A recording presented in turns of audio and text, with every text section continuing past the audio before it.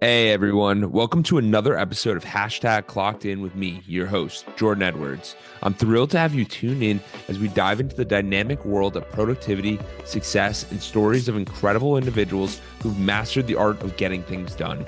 Whether you're commuting, hitting the gym, or just relaxing at home, this podcast is the go-to source for inspiration and actionable tips to level up your productivity game. I'm on a mission to unravel the secrets of those who seem to effortlessly manage their time and achieve their goals. So if you're ready to clock in and unlock your full potential, you're in the right place. We've got a lineup of amazing guests, industry experts, and thought leaders who will share their insights and strategies to help us crush your to-do list and make the most out of every moment. Get ready to get inspired, motivated, and equipped with the tools you need to supercharge your productivity. This is Clockedin with Jordan Edwards. Let's dive in. Hey, what's going on, guys? It's Jordan Edwards here. We're on the Clockedin podcast. And today I wanted to talk about a few different things. I wanted to kind of talk about my journey of where I got into coaching and how that all happened for me, because most people don't realize and how important it is financial literacy. And when I graduated college, I had an accounting degree, graduated with honors, and I started to realize accounting is the language of business, and I realized a lot of people don't understand it personally. And I wanted to help people with their ways of thinking about debt management, thinking about all these different areas. And to preface this is not financial advice. It's just my way of how I handled certain situations regarding building net worth, focusing on different parameters to make yourself realize that you are trending in the correct direction, or you can be. And the first step I would say is measuring and monitoring. So what is measuring and monitoring? That's when you look at something and you measure it and you see where you're at, and then you monitor it every whatever duration you want. So most people do yearly, some people do monthly, some people do weekly, some people do daily. Now, the thing is that the more often you monitor something, the better progress you will make. Meaning, if you monitor yourself in the gym, if you go on the scale each and every day, then you can see if you fall back or if you are improving each day. Meaning that the more progress points you get, the better you will feel about the situation. So this is the same thing with money. So like you have money coming in your bank account, you have money going out, paying off cards, paying off debts, paying off whatever. And the more you start to measure this, then you will see this grow, or at least you'll understand where your money's going. Because most of the time when I speak with people and they share with me certain situations where it's like, I don't even know how much I owe in student loans. I'm not sure what my credit card is. I'm not sure what this is. That is such an issue, because if you don't know your numbers, then nobody will. And this is the same thing with businesses. But we never really get to highlight the personal life, because in our personal life, we always have these similar situations. And there's a few different ways to think about this. You can have a single bank account, you can have a business bank account, you can have a credit card, you can have a business credit card, you can have real estate, you can have all of these different things. And it can get very confusing very quickly. So it's, how do we simplify this? And how do we think about this in a way that will allow us to grow? So back to the story. When I was helping people with myself with student loans, basically what I figured out is that I had 4 loans. 2 of them were higher interest and higher premium and principals. So there's principal and interest. Principal is the amount that you actually owe. So let's use for this, for example, $1,000. And then interest is what the interest rate is. So the interest rate might be 3%, 5%. Some people are 15. I've even heard as high as 25% on student loans. It depends where you got the debt from, whether it's the government, whether it's credit card company, whatever it is. And what I started to realize is that these companies, when you start paying the debt, what ends up happening is they want you to pay the minimum payment. At least this was my situation. They wanted me to pay the minimum payment on my loan that was the lower interest and lower principal, meaning that the higher interest and the higher principal was going to grow higher. So I realized that if I switch this, like switch the different switch which loans were included on the minimum payment, even if it's the same amount, I would save a ton of money. So I started helping people with this. And I realized that what ends up happening is that, like everything, the more reps we get, the better we get at something. So if we hold that to be true, then when we think about finances, if we're not excited about it, if it's not something we look forward to because we're scared of it, or we might have debt, or we might have these issues, then we usually reject it. And it's not something we want to do because we don't think we're good at it. And the thing is that most of us can take control of this situation because here's the thing, if you're not looking at it, then it might be going in a very downward spiral because pretty much what's been ended up happening is as I'm talking to more and more people, I start to realize that expenses of life go up, right? So like rent rises, and some people's rents are rising 3, 4, 5, 6, $1,000 a month, which is just crazy. Then you have the people who are owners of homes. Their taxes are increasing, their insurance is increasing, the HOA is increasing. Then you have salaries that have been pretty stagnant, meaning that you're still getting paid the same, but now your fixed expenses and fixed expenses are anything that you pay monthly. So that can be house, car, electric, Wi-Fi, anything that's the expense is always going to be there. So like a gym membership would be included. Food, though, if you have a meal prep where you know the exact amount you're spending, or the food store, you know the exact amount you're spending, that's different. But if you go out to a dinner with friends, that's not a fixed expense. That would be variable. Or you go to a football game, that would be variable. Or you go to anything that becomes variable because it's not inside of your fixed monthly expenses. So the key is to have your fixed expenses be lower than your normal amount of spending, like your normal income. So what that means is that there's a lot of people who give different theories and different ideas, but a majority of people believe that your fixed expenses should be less than 50% of your take home pay. Meaning if you take home $5,000, just for simple numbers, then 2,500 would be your home, car, electric, Wi-Fi, etc. And now when you go and do this math, as you're probably doing it in this moment, you need to realize that like you might be under this by a lot, or you might be over this by a lot. Either way, 50 is just a baseline of what they recommend. That doesn't mean that you have to spend up to 50. It just means that if you're below 50, you probably feel a little bit more comfortable. If you're above 50, you might feel a little more stressed. Realizing that, then that's something that you can target and maybe move to a lower cost area or get rid of that car or whatever it is. So these are just different ways of understanding it because we have to understand that we have to spend less than we make. So another way to look at that is I utilize just one of my things I do is I utilize a credit card and I use the credit card and I pay it off each month. However, when I use the credit card, it helps me understand how much I'm spending each month because I use it as quote unquote my assistant. It gives me the tracking of how much did I spend each month, which are your statements, and then you can see what your average spend is. So what I tell people is choose an average spend that you feel comfortable with. So say let's use the same example. If you're making $5,000 a month, 2,500 on that, maybe you want to spend $1,500, $2,000, $5,000. So here's the thing: you spend $2,500 on your fixed expenses, $5,000 on your credit card. That means you're going to be minus 2,500 that month. So that would be something that you'd want to look at, because obviously your fixed expenses aren't in the correct amount, but your variable expenses are high, which is something that you just have to look at.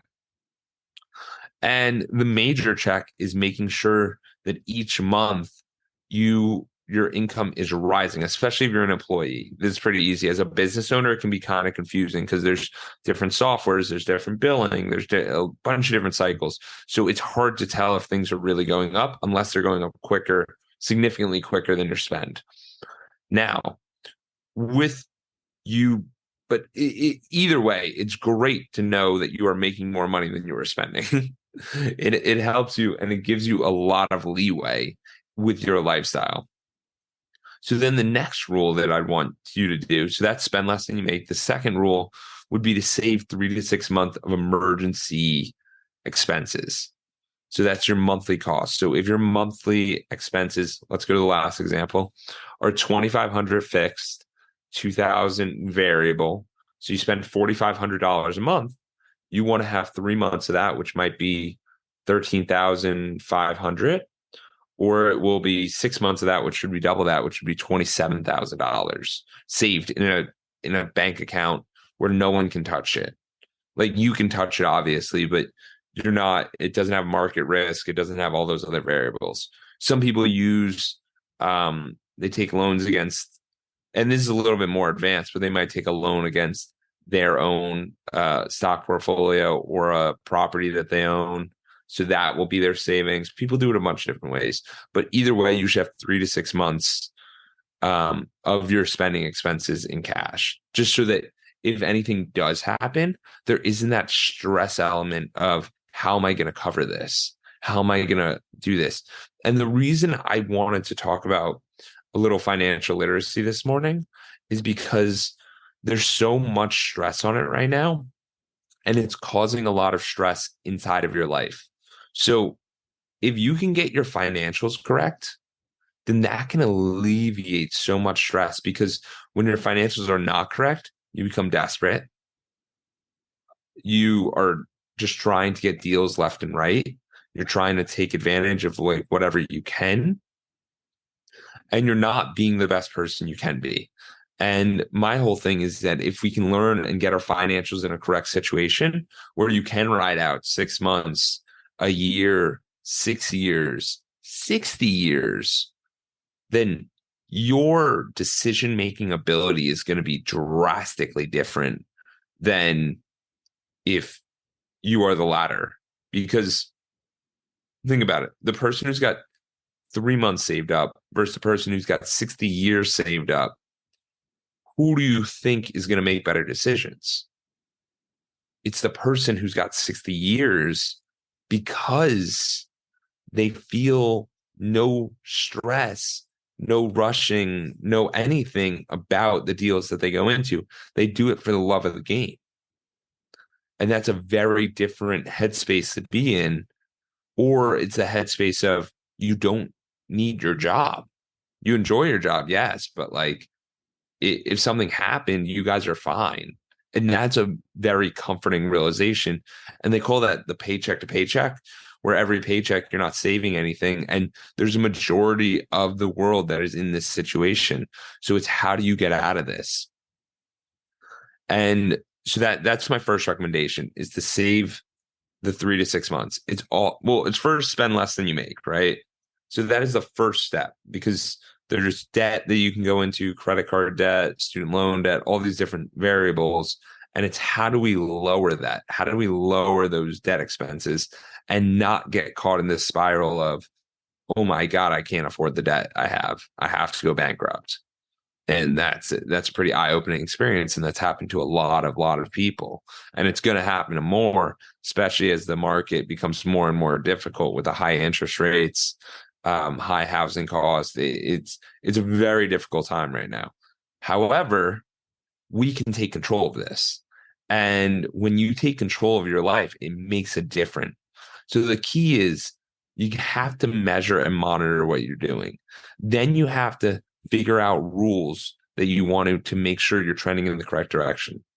And then the last thing I would say is I would take some of your money, if you have leftover money at your savings, and then you can go about it and you can invest it in different things. And as I mentioned before, I'm no financial advisor. This isn't financial advice.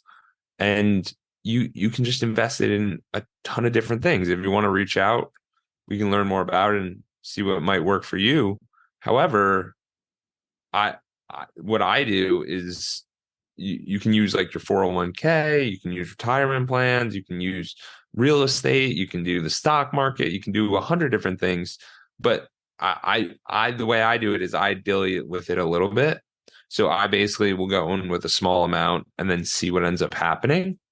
And if it makes sense, then you can explore more of it. And now there's a few different ways that people track ourselves. So we track ourselves with one, income, which is everyone's like, how much did you make this year? What did you pull in? So we think about it in that way. The second one, though, is net worth. Not many people know their net worth, but that's an interesting one because that's all of your assets. Assets are things that provide you more value or are valuable, quote unquote. So let's say you purchase a computer or a car. A car is easier. Let's say you drive off a brand new car off the lot. That car is going to depreciate. So let's say you buy the car for 20 grand, you drive it off, and it's $10,000. If you wanted to sell it, it's only worth 10,000, which means it's an appreciating asset. So it's a liability. Or there's assets where you buy something and then the value goes up. So most of the time they say real estate goes up. And that means that you might buy a house for 100 grand and the house might be worth $150,000 a few years later, or $200,000 5 years later, or 250 25 years later, or it might be worth nothing. It might be worth that same 100 grand 25 years later. So there's a bunch of different ways of looking at it. However, an asset is anything that provides you value that you can sell. So you have to make sure that it's not you think it's an asset, but it's the market thinks it's an asset. And then the third one I would say is cash flow. So this is cash flow each month. How much money comes into you each month throughout your businesses or your different investments or different vehicles that allow you to live. Meaning that let's go back to that first example of you spending $4,500 a month. If your investments bring in passive income of $5,000 a month, in essence, you can live forever, which is a great metric to look at. We don't think about it that much, but it is a fantastic way of looking at the world because now we're sitting there and we have cash flow for days. So that's another way of looking at it. So I just wanted to explore some of these ideas and I wanted to get people past the I'm scared of what's going on. Yes, we understand that we are scared. However, what can we do today to make a difference? Like, how can we put ourselves in a better situation? Because if you put yourself in a better situation, then you have more control. And when you have more control, you think better. You make better decisions. You aren't as, you can be more patient with situations and you don't get as frustrated and you're able to really look at things with a great viewpoint. So I'd say all this to you today to realize what's holding you back from getting in control. What's causing you not to take advantage? And like we said before, it's measuring and monitoring every single month. It's the rules of spend less than you make, save 3 to 6 months, invest. What's holding you back? Because you need to realize that sometimes people will say it's education. Sometimes they'll say, I don't make enough. Okay, so get more valuable skills. Like what is it that can change your life today? You can't do that without taking an audit and understanding where you're at.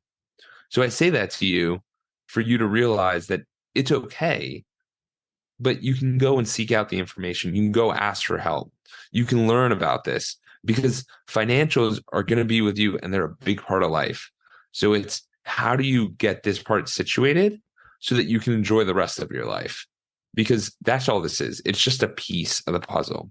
Life is much more complex, but this is definitely a valuable asset and a valuable portion. And it's important to learn about financial literacy. It's important to look up these words like assets, liabilities, investment. It's important to learn about all this. And if you have any questions, I'm happy you can reach out. We can talk more. We can learn more about this. But I just thought it was so important because there's a lot of people hurting right now. There's a lot of people overspending, living outside their means, and you do not want to be hurt by this if you lose your job or something ends up happening or the world changes. You want to be in a very protected situation. So it's, what do you need to do to make that happen? And that's kind of what this is all about. It's you sitting there, taking the time, reflecting, realizing, maybe connecting with a few different people and getting their perspectives, because maybe you aren't comfortable with your information. So you might need to ask others for help. Or there's the internet and you can look on YouTube, all of this, because there's a million pieces of financial content. I just wanted to share a little bit because I've always been really passionate about financial literacy. And I think it's something that is the utmost importance, and we should not overlook this. So go out there today and focus on what you can control, which is spending less than you make, save 3 to 6 months in emergency, and then make sure you are investing in your future, whether that's doing programs, putting in real estate, the market, businesses, blah, blah, blah, whatever it is for you. Just make sure that you can make the most of this time. And yeah, if you need any help, please reach out. Jordan at Edwards Consulting. I'm happy to help and look forward to conversing with you guys. And hopefully you found some value in this, because I know financial literacy can be this scary thing. And I just tried to simplify it as quick overview, just so you can get more exposure on what's going on in the world. Thank you. Thank you for reaching the end of the podcast. For that, we'll give you a complimentary coaching session in the link below with Edwards Consulting. Hope to see you there, and have a great day and keep clocking in.